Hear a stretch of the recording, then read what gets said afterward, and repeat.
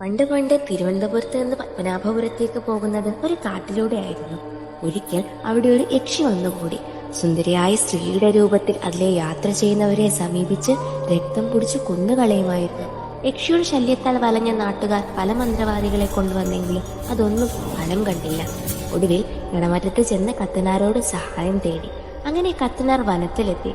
പതിവ് വേഷത്തിൽ യക്ഷി അദ്ദേഹത്തിന്റെ അടുക്കലെത്തി ഒരൽപ്പം ചുണ്ണാമ്പ് തരാമോ എന്ന് ചോദിച്ചു.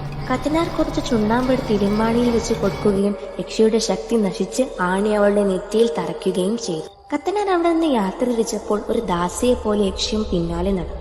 അങ്ങനെ അവർ കായംകുളത്തുള്ള അദ്ദേഹത്തിന്റെ ബന്ധു വീട്ടിലെത്തി. അവിടെ ഒരു വൃദ്ധ തനിച്ചായിരുന്നു താമസം. വൃദ്ധയുടെ ആവശ്യപ്രകാരം ഒരു സഹായിയായി അവളെ അവിടെ നിൽക്കാൻ അദ്ദേഹം അനുവദിച്ചു. ക്ഷീണിതയായ അവളുടെ തലമുടി ചീകുന്നതിനിടയിൽ കത്തനാർ തറച്ച ആണി വൃദ്ധ കാണുകയും അവർ അത് വലിച്ചൂരുകയും ചെയ്തു. പെട്ടെന്ന് അവൾ അപ്രത്യക്ഷയായി.